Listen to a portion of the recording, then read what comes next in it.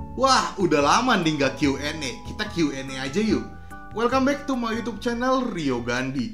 Di video ini gue bakal jawabin pertanyaan-pertanyaan kalian karena udah lama banget gue nggak video Q&A. Gue udah siapin beberapa pertanyaan ya. Jadi kurang lebih gue udah menyiapkan 7 pertanyaan. Jadi kalian bisa komen sebanyak-banyaknya. Karena kalau misalnya kalian komen, kalau gue bisa balas lewat reply, lewat komen, pasti akan gue balas. Namun kayak sekiranya videonya bukan video, komen gue bakal panjang banget dan susah untuk dijelaskan di komen, gue akan buatin videonya seperti ini untuk jawabin pertanyaan kalian biar kita ada interaksi juga teman-teman. Karena Rio Gandhi itu juga nggak mau cuekin kalian teman-teman. Kalau bisa semua pertanyaan kalian bisa gue jawab, cuman kan gue terbatas teman-teman. Jadi ya pokoknya kalian komen aja. Kalau bisa gue balas lewat reply, gue akan reply. Kalau nggak bisa gue balas lewat reply, gue akan buat videonya seperti ini. Oke, biar nggak kepanjangan ya, kita langsung aja masuk ke pertanyaannya. Pertanyaan nomor pertama dari Mas Jack 1. Gua 2 tahun konten di TikTok nggak ada FYP. Video lumayan bagus juga dan udah konsisten tapi nggak pernah FYP. Padahal akun sehat, tidak ada pelanggaran. Di pengaturan pun publik, semua ada yang aneh di akun saya. Pertama, ngomongnya pakai titik koma. Soalnya gue agak bingung nih bacanya ya. Oke. Jadi akun TikTok tanpa pelanggaran itu udah bagus banget, itu udah nice banget. Cuman, oke, kalau menurut kamu konten kamu bagus, itu menurut kamu sebenarnya. Ini gue ngomong fair ya, biar kamu juga berkembang. Buat teman-teman semua di sini juga biar berkembang. Bagus menurut kalian, bukan berarti bagus menurut publik. Mungkin 5 tahun atau 6 tahun yang lalu ketika gue buat konten, gue merasa video gue bagus banget. Tapi ternyata pas gue sekarang nonton, video gue jelek banget. Jadi di saat itu ya, terkadang kita merasa video kita tuh bagus banget, yang padahal tuh enggak teman-teman. Itu fakta teman-teman, oke? Jadi perlu kamu ketahui ya, untuk FYP di TikTok itu ada beberapa faktor utama ya. Jadi bukan satu faktor utama, tapi ada beberapa faktor utama. Jadi ada 4 hal yang harus kalian ingat. Yang pertama unik, yang kedua relatable, yang ketiga konsisten, yang keempat target behavior. Jadi sebenarnya percuma lu konsisten tapi lu nggak dapet target behavior, arah konten lu mau kemana dan targetnya siapa. Ketika lu udah tahu target behavior market lu, baru lu bisa incer relatable dan unik. Percayalah, konten lu tuh gak bakal FYP kalau lu nggak ngikutin arahan yang ini.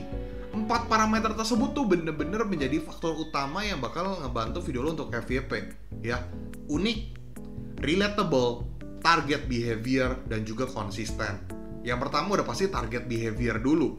Lu nggak bisa main random buat konten tapi lu nggak tahu target behavior lu siapa.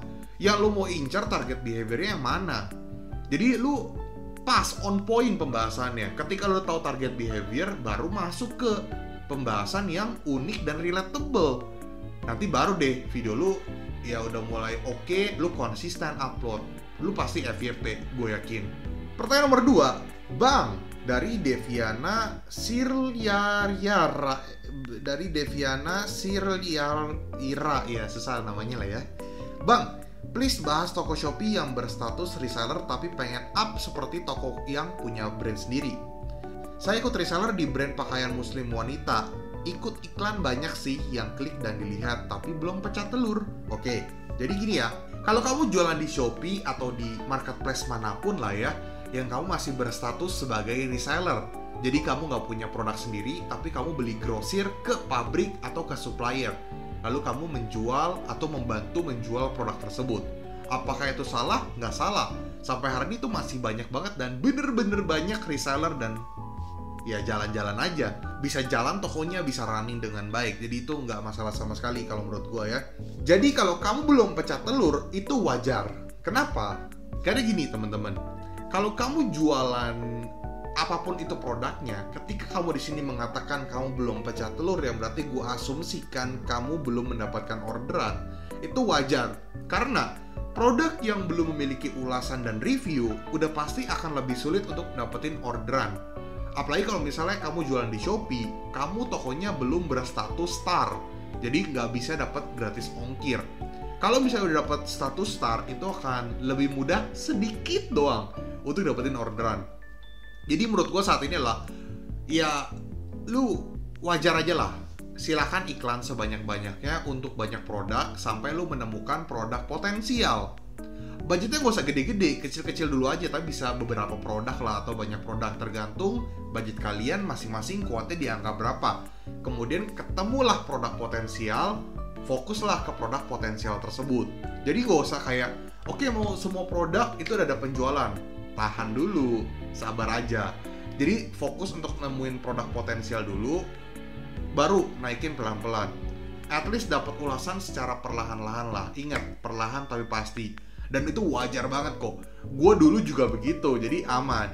Gue dulu kayak udah bakar duit, kok penjualannya kayaknya cupu banget. Ya karena apa? Ya karena belum ada ulasan dan belum ada review, jadi wajar-wajar aja. Karena bintang itu penting banget. Dan status toko udah dapat gratis ongkir. Ya kalau Shopee dapat star, kalau Tokopedia dapat power merchant. Oke? Dari Narti Minarti Strip NF4T.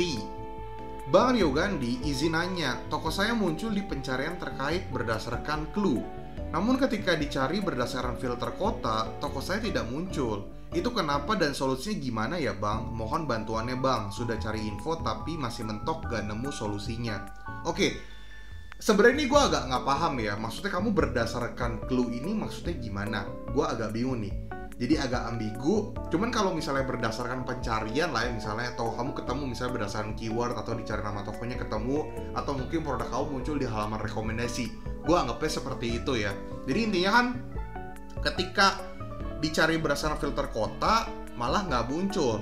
Jadi gue akan mencoba menjawab berdasarkan ya kan gue nggak melihat tokonya ya. Jadi gue mencoba menjawab secara umum deh ya.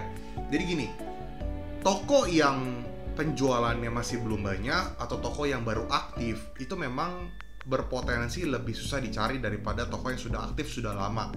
Jadi udah pasti seperti itu teman-teman. Karena sebenarnya gini, pada dasarnya semua marketplace, semua platform itu fair teman-teman. Mereka akan memberikan setiap seller untuk produknya naik, untuk ditemukan sama customer-customer, terutama toko-toko yang sudah aktif dan sudah lama. Tapi tetap semua pasti dapat kebagian teman-teman. Jadi ya harus kamu lakukan apa biar toko kamu itu lebih mudah ditemukan atau produk kamu lebih mudah ditemukan. Simple. Tetap aktif dalam ngelakuin promosi, tetap aktif buka toko kalian setiap hari, tetap menjaga performa toko kalian. Perlahan-lahan kan status toko kalian aktifnya udah semakin lama nih. Nah nanti perlahan-lahan ya jadinya naik lagi teman-teman, jadi lebih mudah ditemukan lagi. Jadi kurang lebih seperti itu ya. Jadi tetap aktif, rajin promo dan jaga performance. Jadi perlahan tapi pastilah ya. Dari Muhammad Didris Nawawi, terima kasih Bang Rio Gandhi, kalau lihat channelnya Abang selalu bikin semangat buat aku yang lagi down jualannya atau stuck. Paling jadi nggak down untuk selalu berproses. Oke.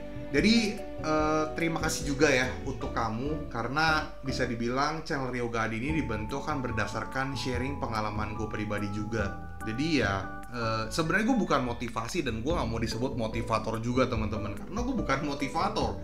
Ketika channel YouTube Rio Gandhi ini dibentuk tujuannya untuk sharing ke teman-teman. Kenapa gue berpikir untuk sharing ke teman-teman? Karena dulu gue kasih tahu ya, dulu 2014-2015 jujur gue kesulitan dapetin informasi seperti ini.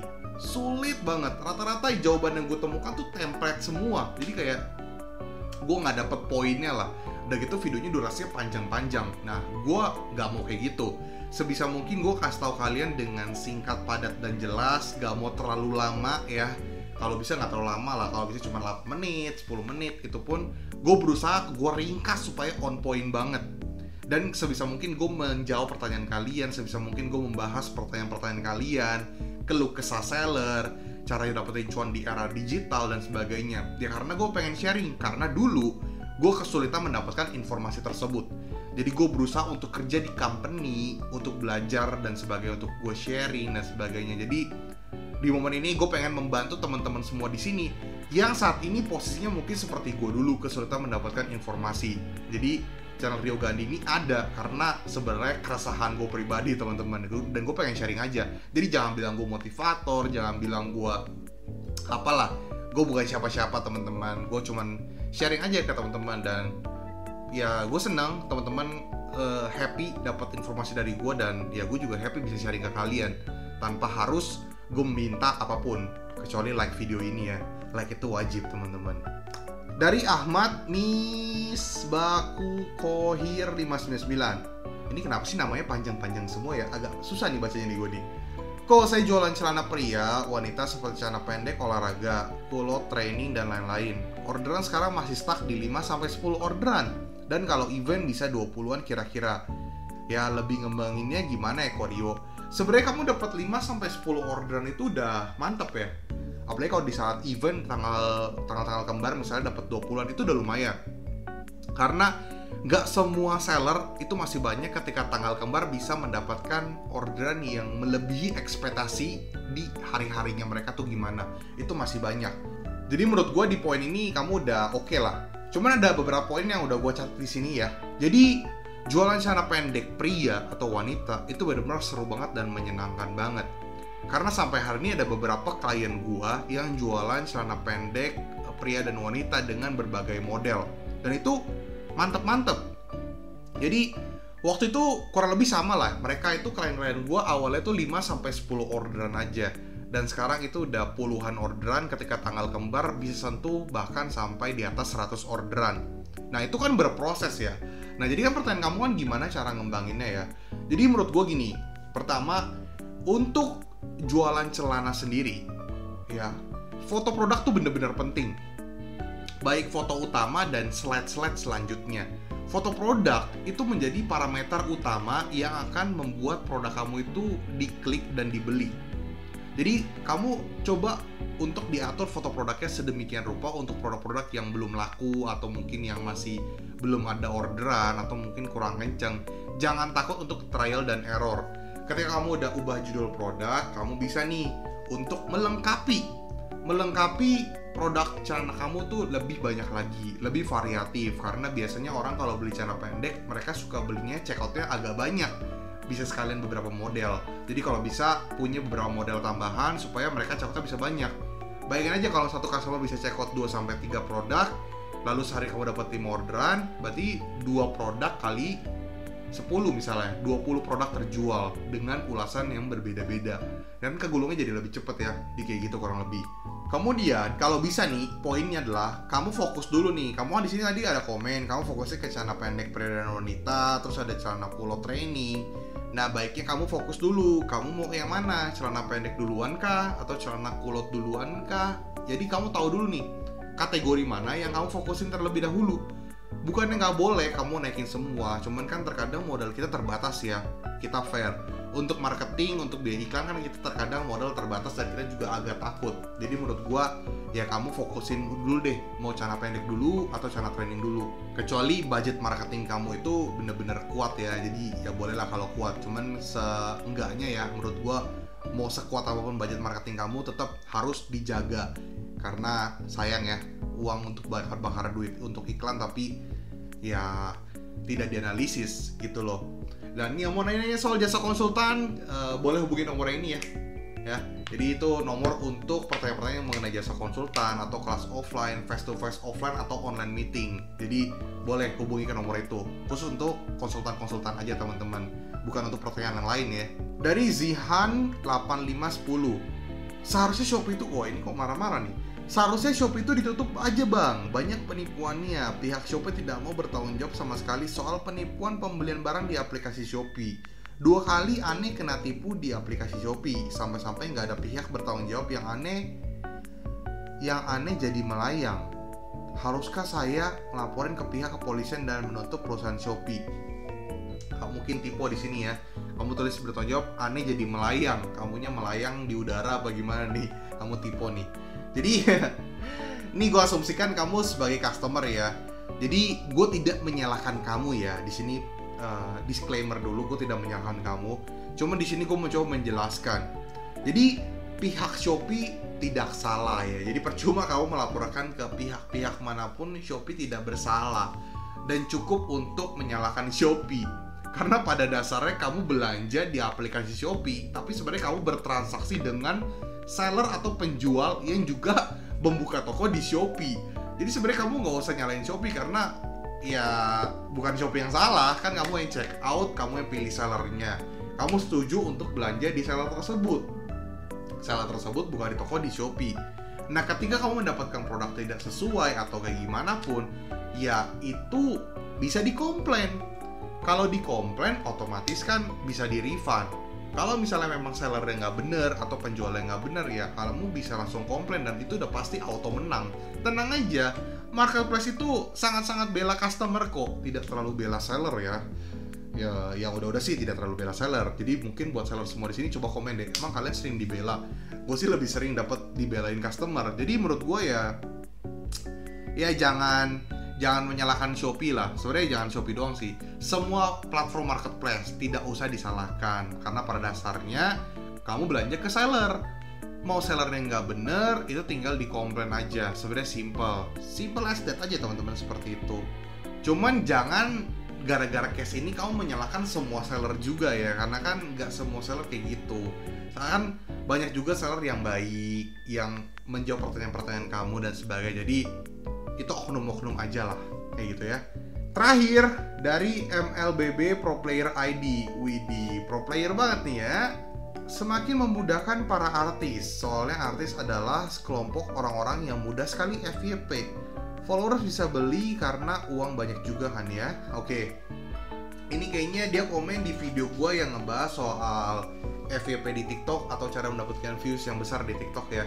Jadi memang tidak bisa dihindari bahwa artis itu ya ada di hampir semua platform ya teman-teman ya.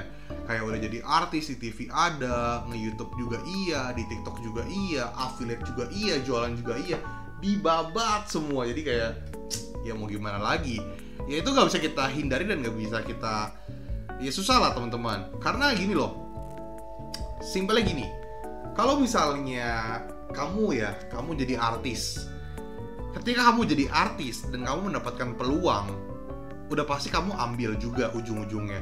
Memang nggak semua, cuman pasti banyak juga yang ngambil semua. Kalau gue bisa gede di YouTube, ya gue sikat YouTube. Kalau gue bisa jadi affiliate, gue sikat affiliate. Padahal gue udah di YouTube. Kalau gue bisa masuk TV, gue ada di YouTube juga, gue ada di Instagram juga, gue affiliate juga, dan bisa semuanya, ya why not? Dapat cuan sebanyak-banyaknya. Yaitu human teman-teman, manusia. Jadi gue pun nggak bisa bilang kayak gue udah ada toko online, gue udah ada klien-klien gue yang konsul, kemudian gue juga udah ada content creator juga.